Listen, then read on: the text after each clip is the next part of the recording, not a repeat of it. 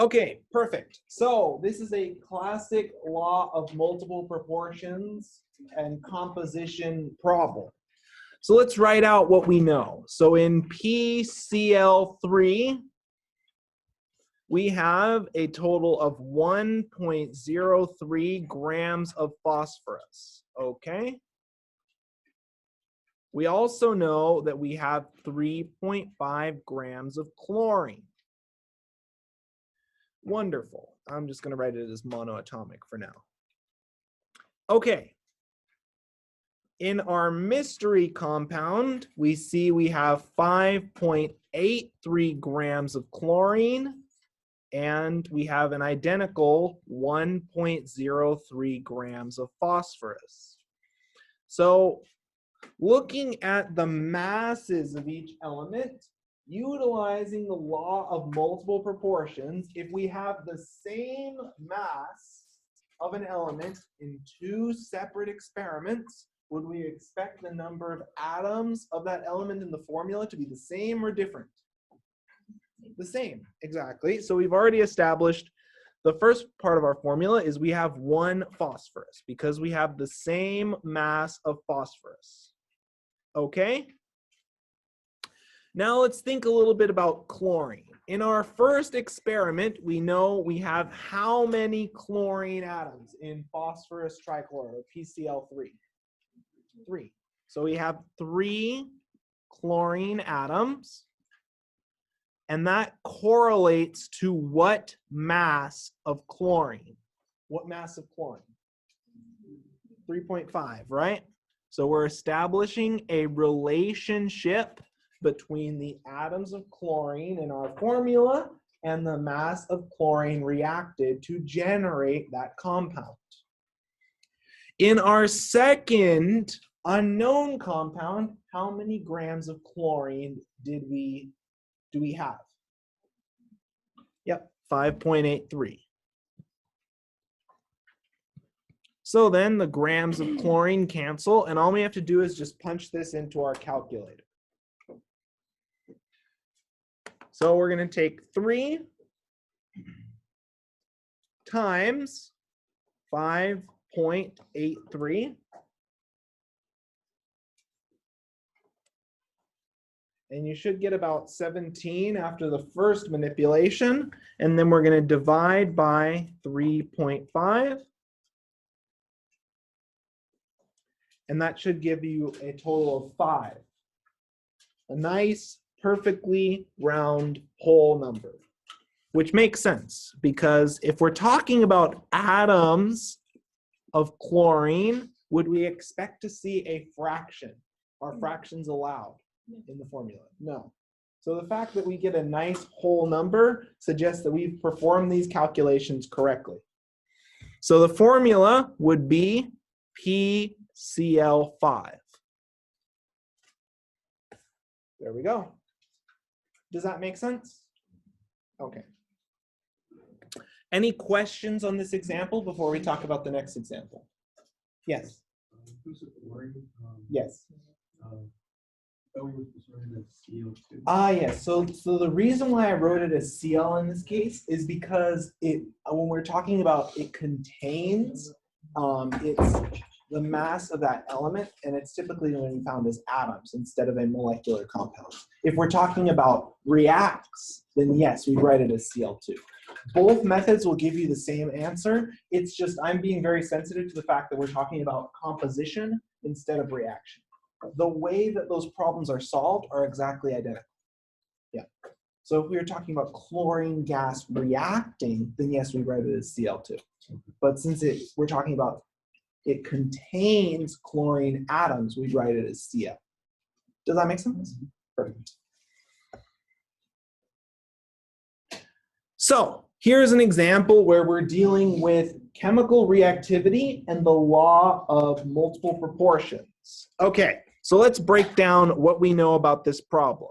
So when we take H2O2, which is our good old friend hydrogen peroxide, we can decompose hydrogen peroxide to give 32 grams of oxygen. And just as our classmate alluded, when we're talking about reactions, we write out the formula of the products. In this case, it's pure elemental oxygen, it's O2. Okay?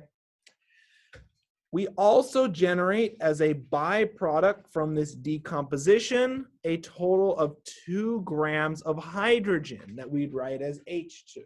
I'm not going to nitpick these formulas, as that's not the point of this problem, but I am pointing out these subtleties so that way you can pay attention and notice them. Okay, in our mystery compound, we have 4 grams of hydrogen, and we produce additionally 32 grams of oxygen. So right off the bat, how many oxygen, what element is fixed? Oxygen. Okay, so then if we have 2 oxygen atoms in our first compound, how many will we have in our second? 2. As of right now. And you'll see what I mean in a moment. Does this problem look familiar to anyone? Yeah, this is from one of your pre-lecture assignments, actually Tuesday's pre-lecture assignment. So let's now take a look at hydrogen. So we have 2 grams of hydrogen, and those 2 grams of hydrogen correlate to how many hydrogen atoms? How many hydrogen atoms? 2. So we have 2 hydrogen atoms per every 2 grams of hydrogen. Now, in our unknown compound, how many grams of hydrogen did we produce? 4, exactly. So we're going to plug in 4 grams of hydrogen. 2 times 2, we don't need a calculator for that. That's 4 hydrogen atoms. Okay, perfect. So we'll write out H4O2. Now, remember when I was discussing the law of multiple proportions, does it tell us the exact number of atoms of each element? What does the law of multiple proportions actually tell us when we're solving for the formula? The ratio, the simplest ratio called the empirical formula. So then, taking a look at H4O2, is there a simpler ratio? 4 to 2, could that be simplified? Yep, 2 to 1, H2O. So when you're solving these types of problems where you're determining the formula using empirical methods, using ratios of masses, you need to simplify your formula to the simplest ratio of atoms. Does that make sense? Okay. Any questions on this example? If you stopped at H4O, you'd get the majority of the points. This last subtlety is separating aspect of the question. Any other questions on these examples? Yes.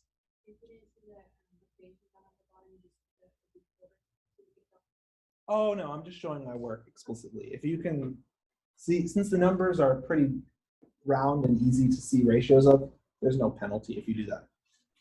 Mm-hmm. Any other questions on this before? Yes.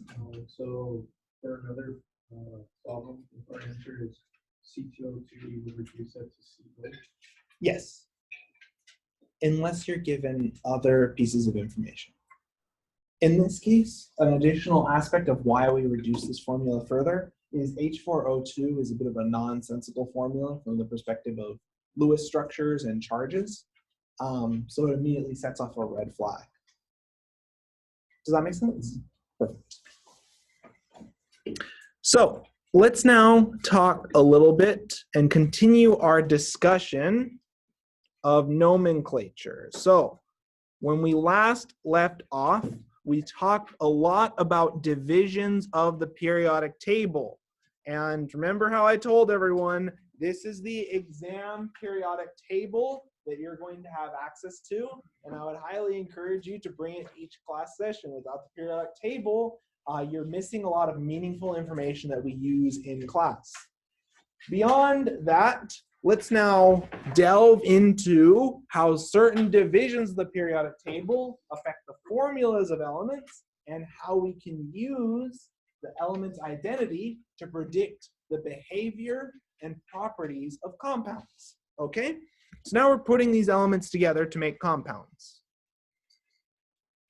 So this is review now. Let's now change pen colors. A pure substance is matter with definite composition. So we have a fixed ratio of elements. A fixed ratio of elements.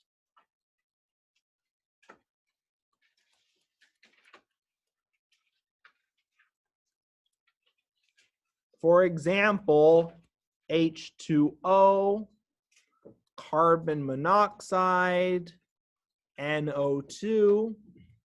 And the key feature of a pure substance is no matter where you isolate the pure substance from, will its formula, will its ratio of elements be the same? So if I get water distilled in the lab and water distilled in the lab on the East Coast, will they both have the same formula if they're water? Yes. So we have a fixed ratio of elements, and the composition is independent of source. Okay? Now, when we talk about the formal definition of elements, an element is a substance that cannot be chemically decomposed to its component elements. So we cannot decompose an element to get a simpler element. What's another definition of an element? What's another definition involving the periodic table? What's the critical feature that differentiates elements in the periodic table? Protons, exactly. So another way to think of elements is an atom with a fixed number of protons.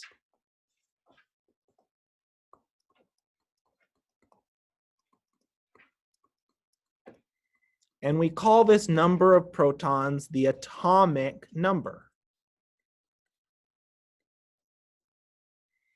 So an example of an element would be hydrogen, H2. Remember how we discussed last class session that elements can be either atomic or molecular? And hydrogen is a classic example of a molecular element.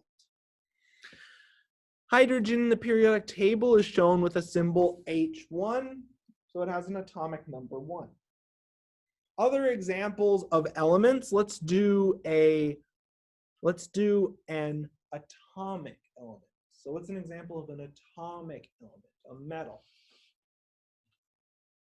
Sodium, yep, sodium solid.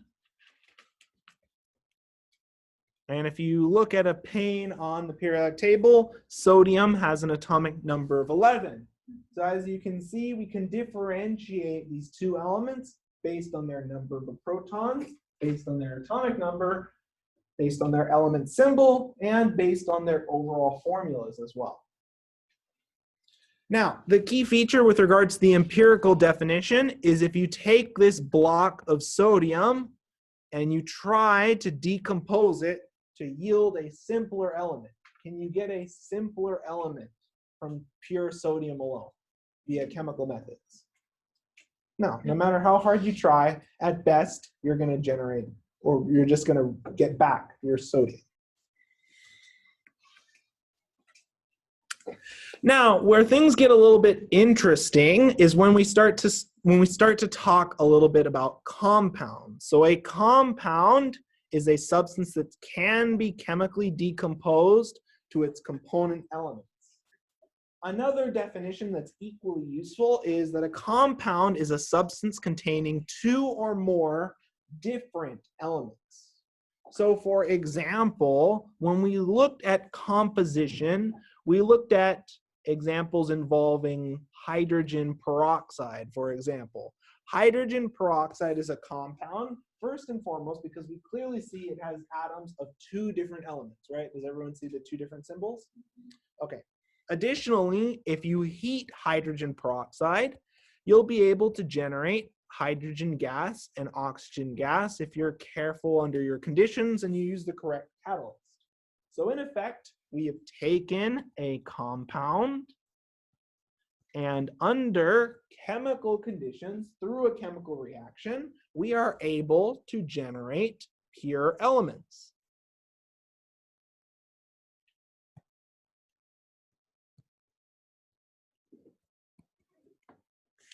Does that make sense to everyone? Okay. So the next major species as part of our review are ions. Ions are either a positively or negatively charged atom, in which case we call it an atomic ion, or as an alternative, we can also have charged molecules that we call polyatomic, many atom ions.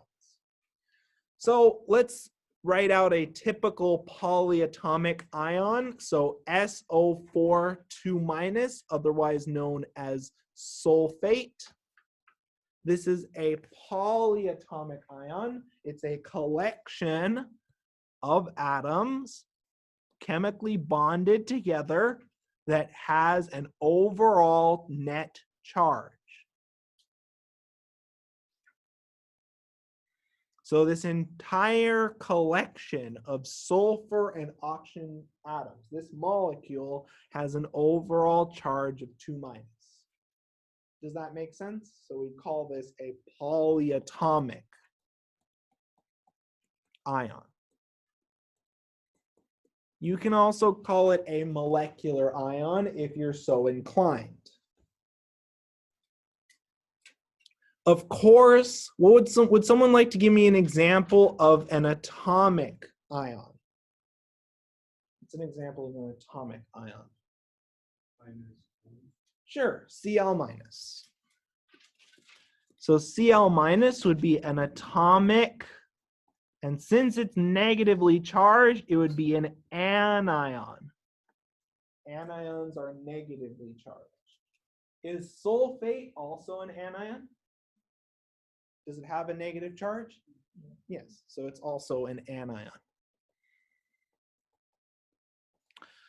Let's talk about a cation just to round out this discussion. Let's talk about a cation, such as, for example, potassium plus. This is an atomic cation.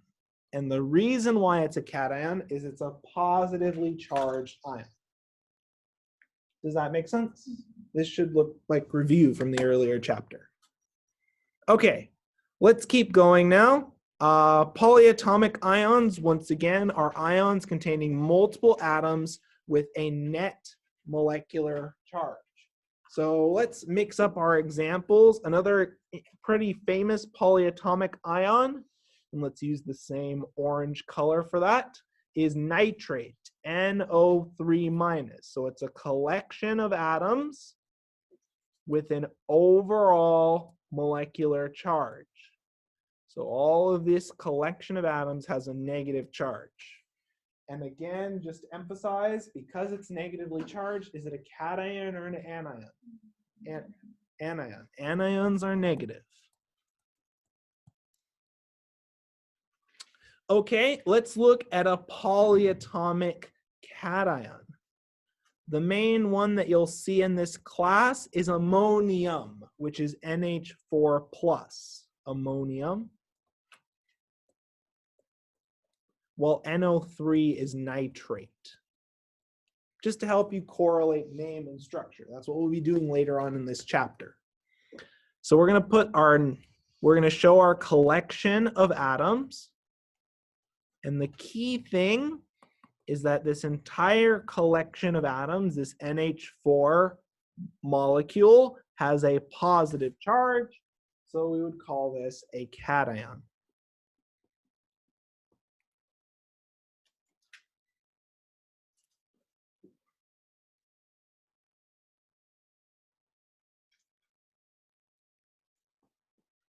Okay, now let's take a look at how we talk a little bit about the formulas of ionic compounds. So the formula unit is the smallest repeating set of ions in an ionic compound. I really want you to think of the formula unit a little bit like the molecular formula of an ionic compound.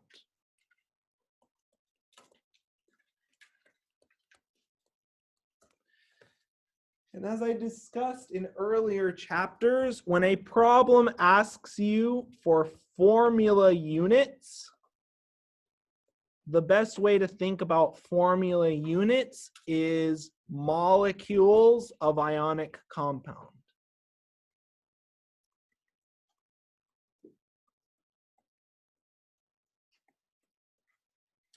Now, the reason why we use a very specific definition of the formula unit for ionic compounds has to do with the fact that the ions arrange themselves and stack together to make very complicated higher order lattices. So for example, if we're looking at sodium chloride, which involves Na and Cl, so we have chloride anion and sodium cation. The simplest formula unit for sodium chloride would contain one sodium ion and one chloride ion. So this would be our formula unit. Now, we can take this formula unit and stack them on top of each other and stack them adjacent to one another, and we can make higher order crystal lattices. So that's often why we talk about ionic compounds in terms of formula units, because often these two ions are going to be repeated into a larger lattice structure. So for example, if we look at a salt crystal, for example, you will end up packing your ions in defined lattices, and as a result of this lattice-like structure, it's more appropriate to talk about ionic compounds in terms of the simplest formula unit. Let me fill in the remainder of this lattice structure just to help us see the fact that we are repeating this simplest formula unit over and over in order to generate our ionic lattice. Does everyone notice how this sodium and chloride unit is being repeated? Okay. This will be covered in more detail in Chem 102. Now, unfortunately, I'm going to have you memorize a table in order for us to talk about nomenclature in a productive manner. So, polyatomic ions are ions containing multiple atoms with a net molecular charge. Polyatomic ions each have unique names, and you need to know both the formula and the name of every single polyatomic ion in this table. This table is found on page, sorry, one moment. It's on page roughly 10 of the notes. So this is one that you'll be responsible to memorize, as you'll need to know the names of all of these polyatomic ions in order for us to start naming compounds containing these ions. Okay? We'll talk a little bit about the logic behind the names of these polyatomic ions to make it a little bit easier to memorize. So what we're going to do is we're going to talk a little bit about the naming rules. Where do the names come about? Unfortunately, they're not consistent with respect to oxidation number, but they're consistent with respect to relative oxidation number. And I'll talk about what that means. So the first major subclass of names for polyatomic ions are the hypo prefix 8 suffix ions. So what this that should be hypoite, ITE. So the hypoite ions, for example, hypochlorite. So we have the hypo prefix, the ite, ITE suffix.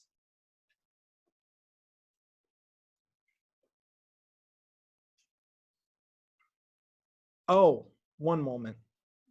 This one has this one, we're starting off with the most oxidized. So instead of, it should be the per8. So the per8, such as perchlorate, is the ion with the most oxygen atoms bonded to the central atom. So for example, perchlorate, which is ClO4 minus, it's the ion with one more oxygen atom than the 8 ion. I would highly recommend when you memorize polyatomic ion names to memorize the 8 ion first.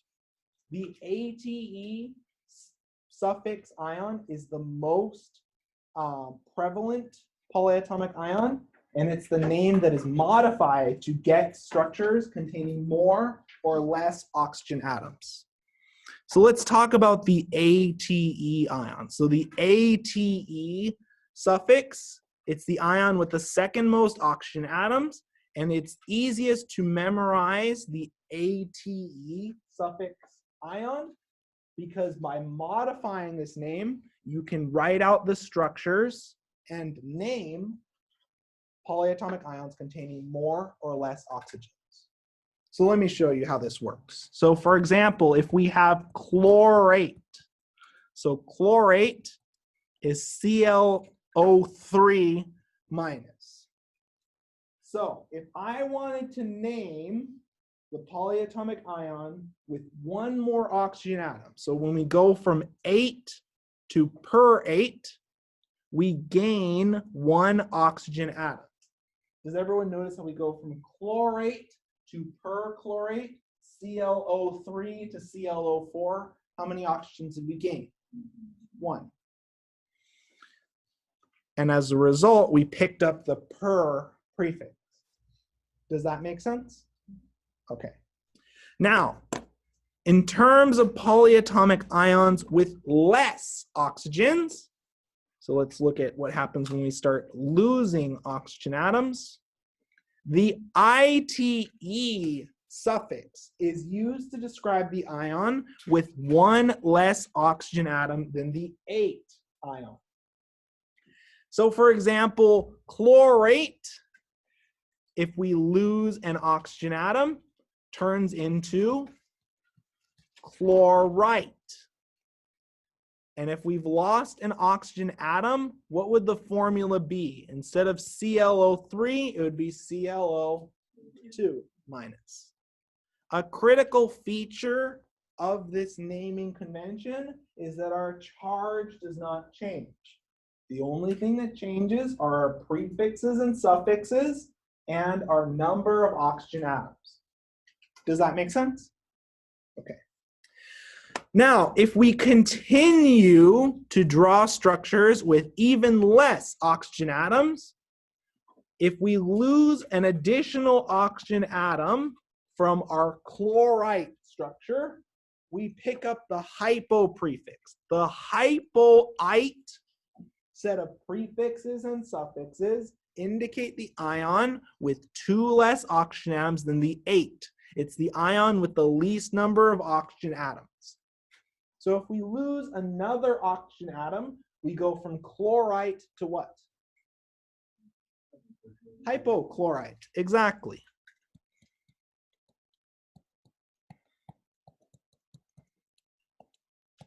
And that would have a formula of ClO. Yep, just one oxygen minus. Does that logic make sense to everyone? Most oxygen atoms is per8. We lose an oxygen atom, 8. Lose another oxygen atom, ITE, ite. Lose another oxygen atom, Hypo ions. Okay, so these naming conventions are based on memorizing the 8 ion and then adding a suffix and or a prefix to indicate how many oxygen atoms we've lost or gained to get to our intended polyatomic ion. Does that make sense?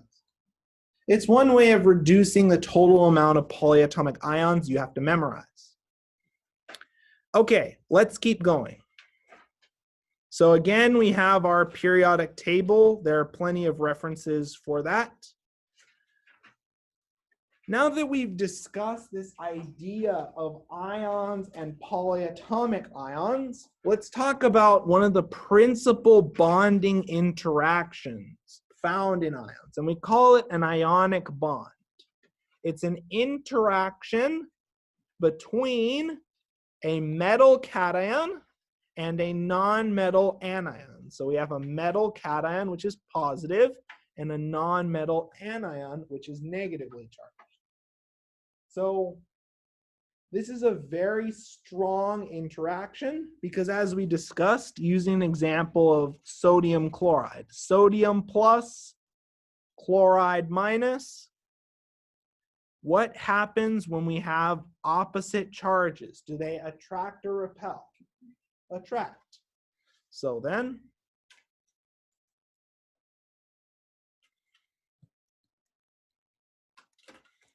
perfect. So this is a very strong attractive interaction between opposite charges. That's our ionic bond. It's electrostatic.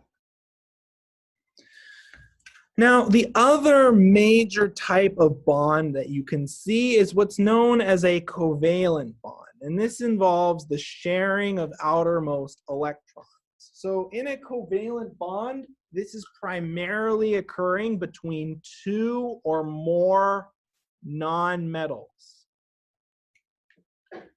Well, let me be specific here. Just 2 nonmetals, since we're referring to the exact bond itself rather than the type of compound.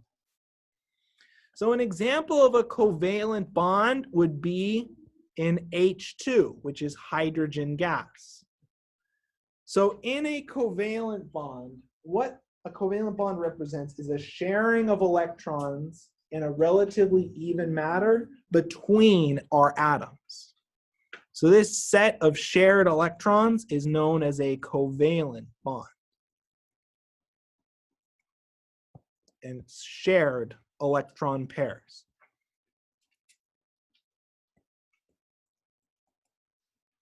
Okay?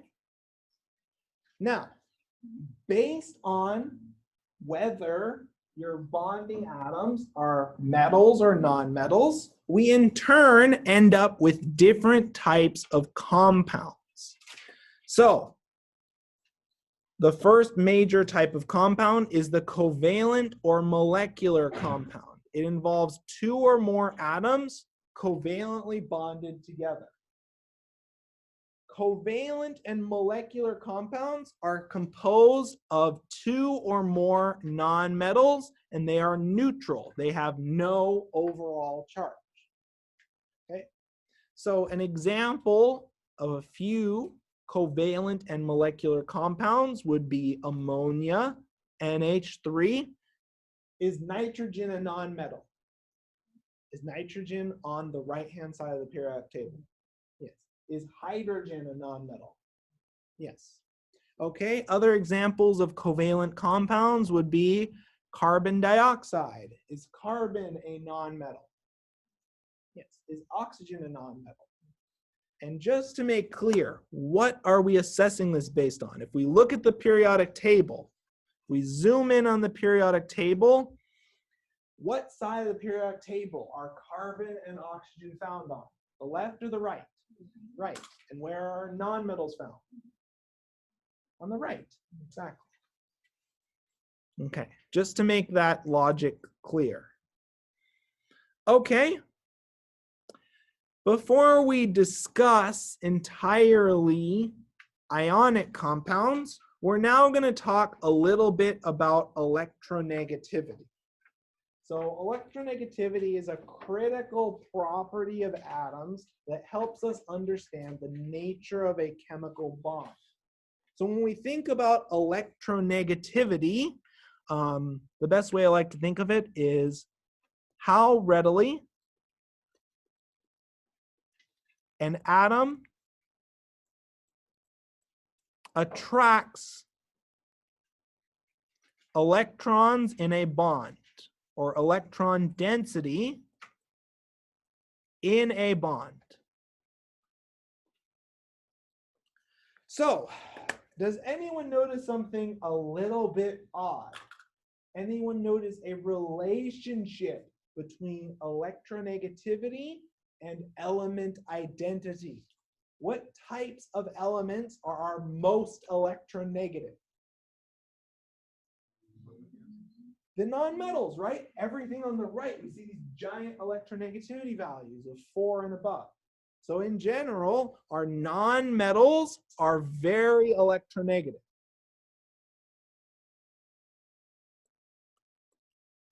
So our nonmetals are the king of electronegativity. Comparatively, are our metals very electronegative? Do you see large numbers? In this bar graph, do we see large values for our metals? Are they large or small? Small. So in general, our metals are not very electronegative.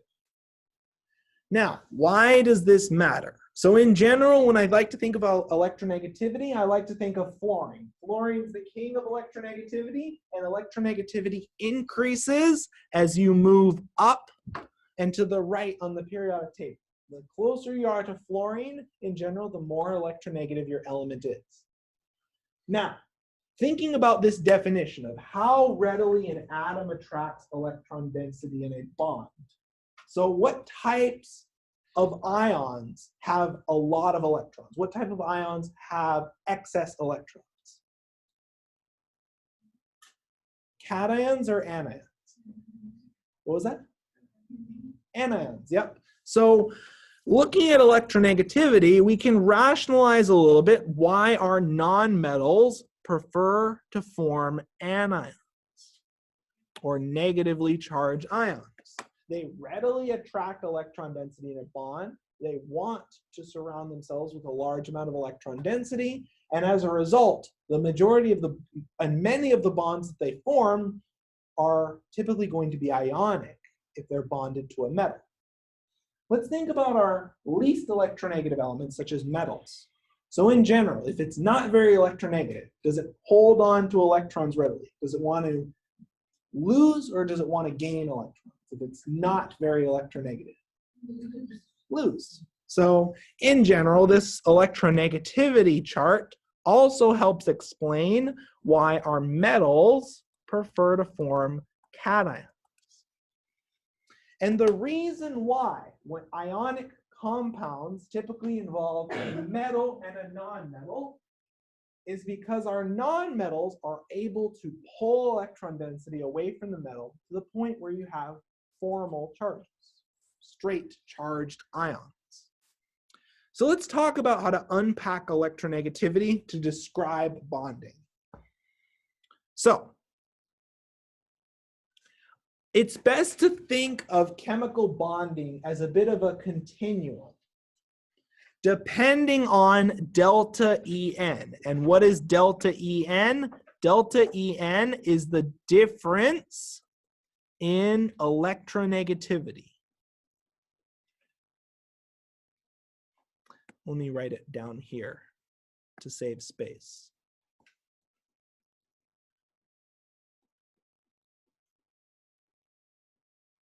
Okay, so delta En is the difference in electronegativity between our two bonded atoms.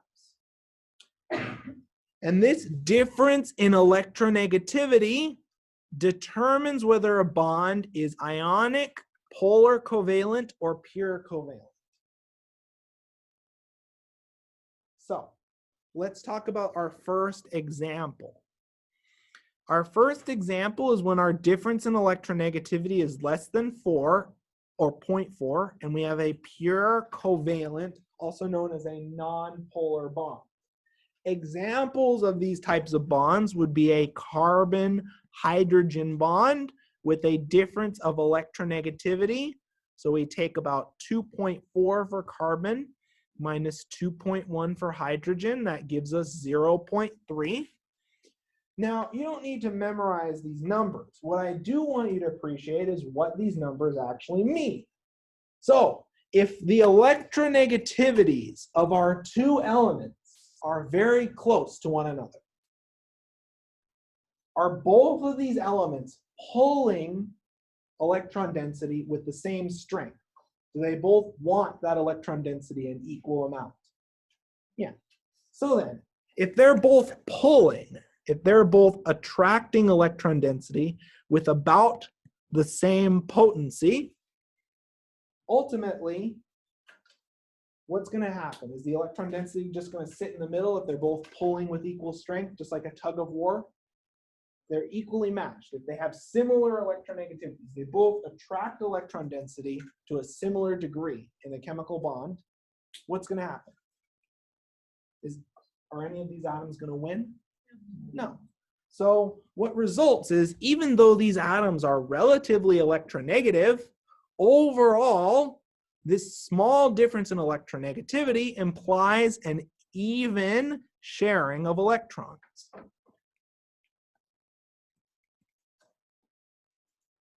So this is your typical covalent bond, and these are the types of bonds you typically see in covalent compounds. For those who are particularly attentive, are carbon and hydrogen what type of element? Metals or nonmetals? Nonmetals. So these both carbon and hydrogen are two nonmetals. So that's why nonmetals typically, when they bond to other nonmetals, form covalent compounds. Now, there's another type of covalent compound that occurs when your difference in electronegativity is greater than 0.4, but less than about 2.0. And we call this a polar covalent bond. So an example of this would be HF, or hydrofluoric acid. Now, hydrogen has an electronegativity value of about 2.1, while fluorine has a monstrous electronegativity value of 4.0. So what do those numbers mean? What do these numbers signify? So in this bond, which element really wants that electron density? Fluorine. So we have this massive pull of electron density towards fluorine. We see this by the fact our difference in electronegativity is 4.0 minus 2.1, which gives us 1.9. So that tells us fluorine is way more electronegative than hydrogen. So where are electrons going to primarily be located? On hydrogen or fluorine? Fluorine, exactly. So if we had to draw a heat map picture, so I'm just going to erase this to save space. I'm just going to show here our delta En is 1.9. And if I had to draw a picture showing hydrogen and fluorine, I'd draw the majority of my electron density from our chemical bond to be sitting on fluorine. Now, when we think about electrons, what's the charge of an electron typically? Negative. So if we have a bunch of electron density, our electrons are sitting closer to fluorine, what charge are we generating? What partial charge are we generating? Positive or negative? Negative. Negative. Same as that of an electron. We have excess electron density, so we abbreviate this with a partial charge called delta minus. So what this delta minus is saying is we have a buildup of electron density.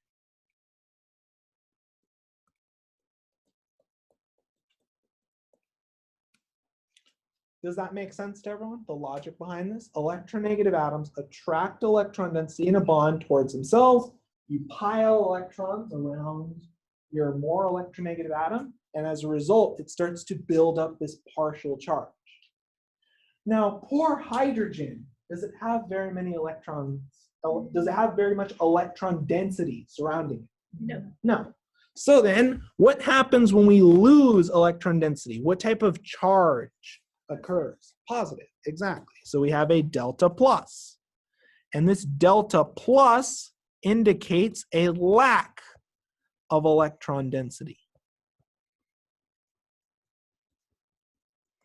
This is not a true cation and anion. Notice how the symbol is different than a true cation or anion.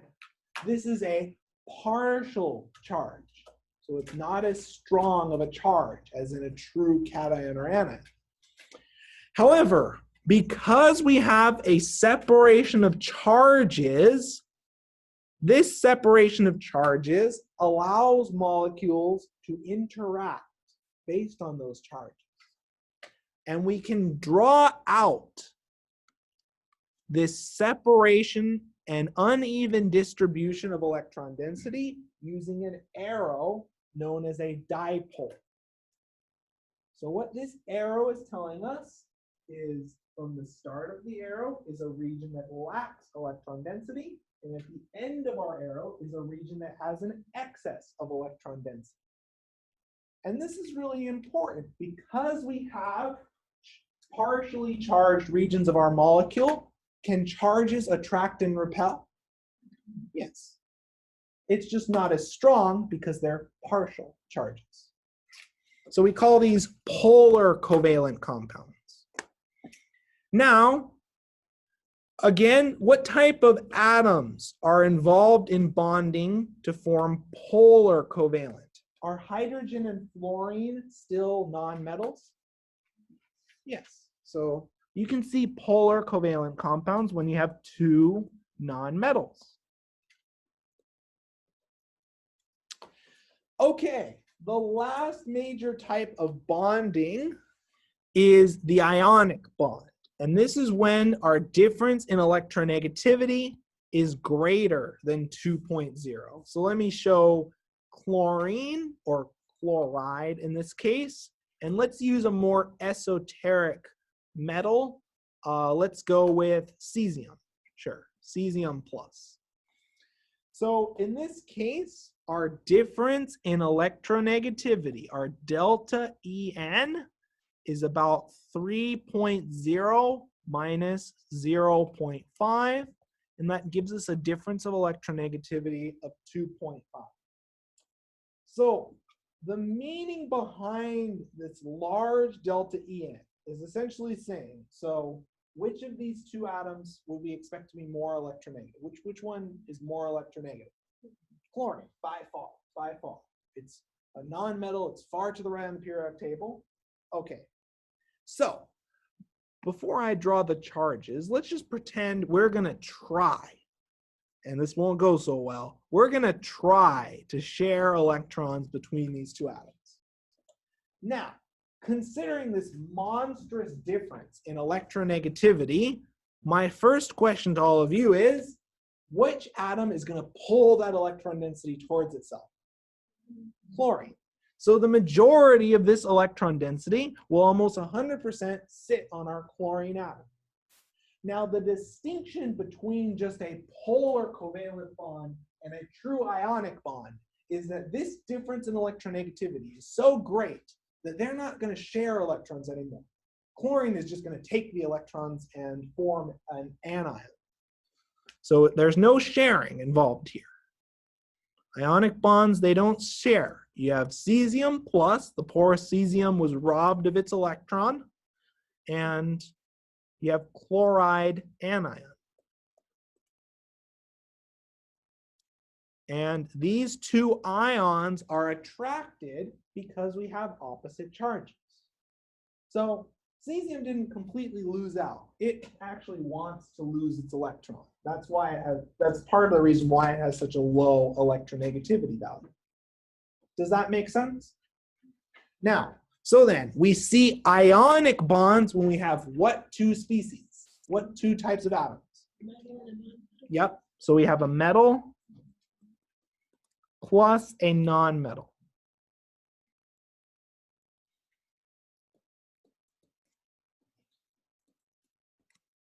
Good, good. Any questions on the nature of chemical bonds based on electronegativity? Okay, so let's do some review next on chemical formulas. We can't really talk about naming and writing the formulas of compounds without fully understanding how chemical formulas function. So let's do another refresher. Chemical formulas specify the number of atoms of each element in a molecular compound. The subscript indicates the number of atoms of that element, and it can also indicate the number of a polyatomic ion. So let's do an example here. So Na3P, or sodium phosphide. Reading off the formula, we see sodium has a subscript of 3. So that tells us we have how many sodium atoms? 3. Okay, and how many phosphorus atoms? 1. Okay, let's look at a more complicated example. Let's look at a more difficult example. So barium, I believe that's borate. So how many barium atoms do we have? 3. Okay, now this subscript of 2 applies to all atoms in the parentheses. So how many boron atoms do we have? 2. So we have 3 bariums, 2 boron atoms, and 6 oxygen atoms. Perfect. So what I'd like you now to do is to count the atoms in each of the following 4 formulas.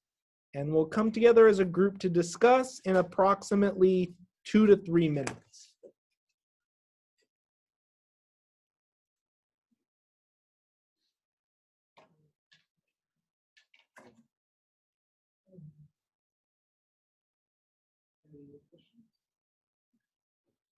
Any questions?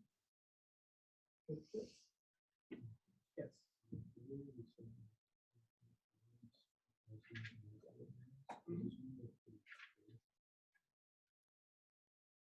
It means that, so like there are covalent bonds, they're sharing the electrons in some of the bonds, but overall, the reaction atoms is charged. So it's like you're forming covalent bonds, but some of the atoms forming covalent bonds are charged.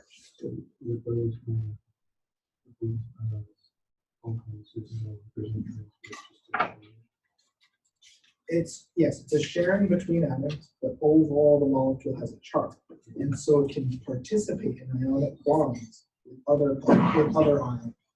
In that case, when that ion-ion interaction occurs, there's no sharing. It's just electrostatics. Does that make sense? Any questions?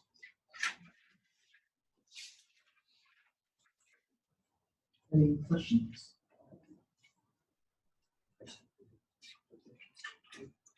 Yep, looks fine. So everyone's quite fast at this, so let's come together to discuss. So the first one, cobalt-3 nitrate. So how many cobalt atoms do we have? COs? 1. We have 1 cobalt. How's everyone doing in memorizing the element names and symbols? You're going to need it really closely. So how many nitrogens do we have? 3. Okay, and how many oxygens? 9. Okay, perfect. Lithium sulfate. How many lithiums do we have? 2. How many sulfurs? 1. And how many oxygens? 4. Okay, let's keep going now. The next 2 we're going to look at are ammonium carbonate and potassium phosphate. So in ammonium carbonate, how many nitrogens do we have? 2. Remember, this subscript applies to both atoms. So we have 2 nitrogens. How many hydrogens? 8. How many carbons? And how many oxygens? Perfect. And then finally, potassium phosphate. How many potassiums do we have? 3. Okay. And how many phosphoruses do we have? 1. And how many oxygens do we have? 4. Okay. The reason why we're reviewing this again is the same method for counting atoms can be used to count ions. And the reason why we want to count ions is we're slowly going to start to account for the charges of ions in our compounds. Okay, so let's review how to write the chemical formulas of elements. So let's review how to write the chemical formulas of elements. So elements can be either atomic or molecular. Let's switch pens for that. Our atomic elements are our metals and noble gases. So metals are elements on the bottom and left-hand side of the periodic table, while our noble gases are group 8A elements. So breaking out our periodic tables that we all have on hand, would someone like to provide me an example of a noble gas and what its formula would be? Helium, He. So this is helium. And as it's a noble gas, we know that it's a gas. Perfect. Okay, would someone like to provide me, using their periodic table, an example of a metals chemical formula? A metals element formula. Don't be shy to break out your periodic tables. What's a common metal that you like to write the formula for?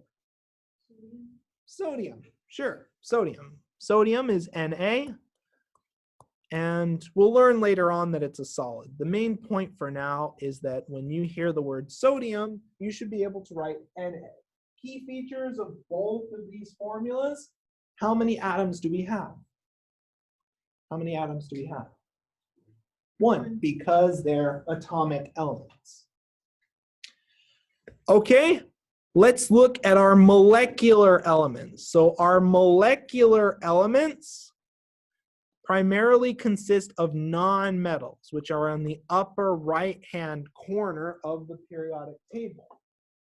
Now, a special subclass of molecular elements are our diatomic elements, with di prefix meaning 2 atoms. The common diatomic elements are your halogens, which are your group 7A elements, oxygen, nitrogen, and what was the other pretty famous diatomic element that we talked about? Hydrogen, yes, H2.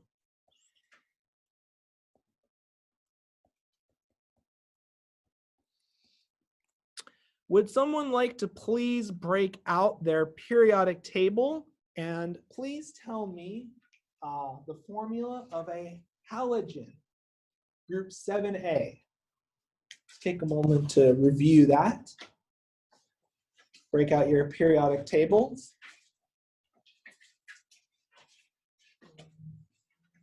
Which one? I was just saying fluorine. Fluorine, sure. And what would the formula of fluorine be following this rule? What subscript should I put?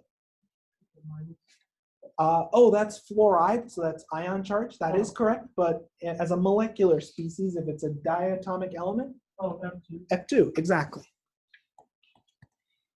And we'll learn later on that it's a gas. So this is a perfect formula for fluorine.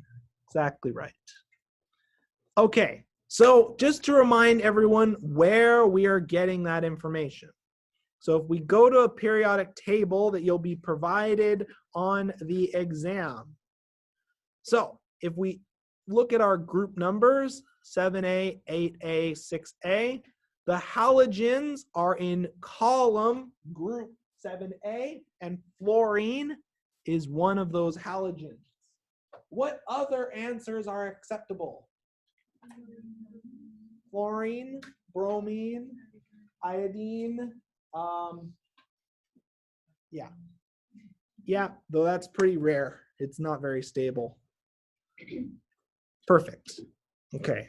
Again, I really have to impress on you. You want to be actively using your periodic table and bringing it to class. It's critical. The next major type of molecular elements are our polyatomic. Poly meaning many. They have 3 or more atoms. The principal polyatomic elements are S8 for sulfur and P4 solid for phosphorus.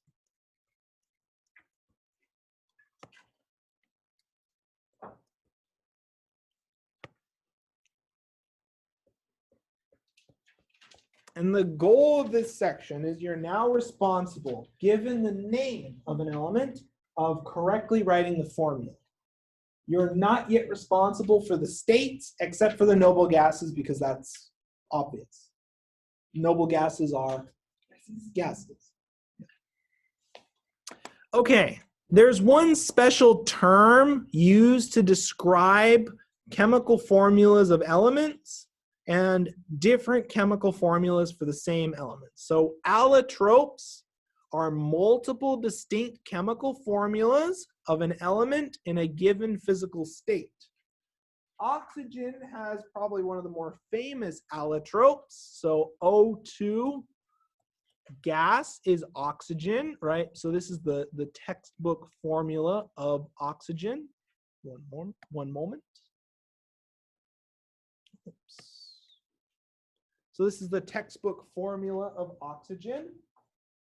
There is another potential formula for oxygen in the gaseous state, and that is O3 gas, which is known as ozone. It's a pretty famous component of our upper and lower atmosphere. It's responsible for blocking a large portion of the ultraviolet radiation from the sun. As you notice, are both of these molecules oxygen? Sorry about that.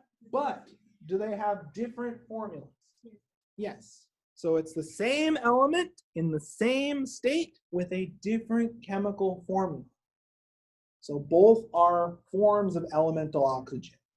In reference books, in general, the most common form of that element is that which is shown in the reference books. So when a lot of references are talking about oxygen, they're referring to O2. They will name allotropes specifically by their given name. So this O3 is known as ozone. Does that make sense? Okay.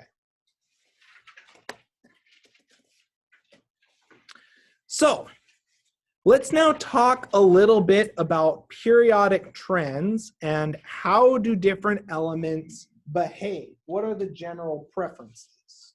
So metals typically like to lose electrons to generate cations. So for example, calcium, which is a metal, will prefer to lose electrons to generate calcium cation.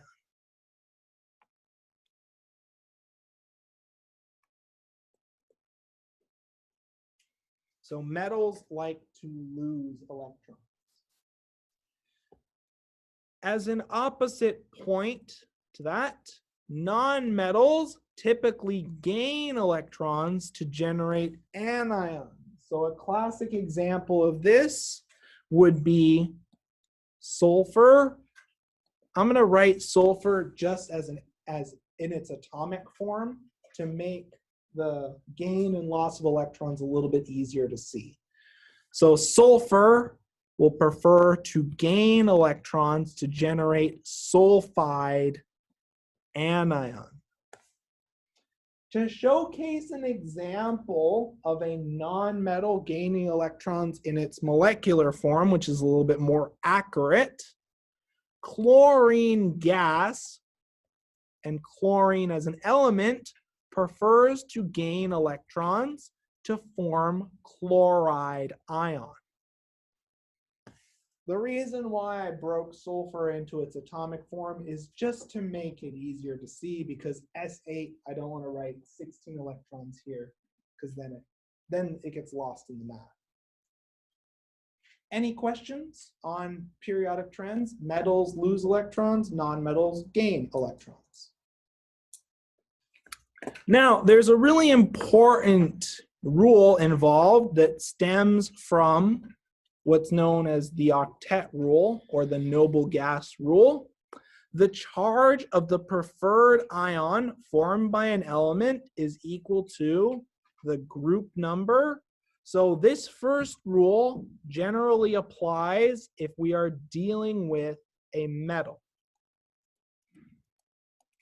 So if you're dealing with the metal, in general, they adopt a charge equal to the group number. So for example, if we have calcium, as a refresher, calcium, if we look at the periodic table, which I'll pull up just now, what group is calcium found in? 2A. Calcium is in group 2, specifically group 2A. So then, following our rule, going back to our handout, calcium, as it's a group 2A element, will like to form a charge of what? What's the charge going to be? Group 2, charge equal to 2 plus. Yep. Does that make sense? Charge equal to the group number. Now, for anions, the charge of their preferred ion is equal to the group number minus 8. So this is the rule for anions. So to showcase this, let's look, for example, at chlorine, which is a 7A element. Because of that, what charge would you expect chlorine to adopt? What's 7 minus 8?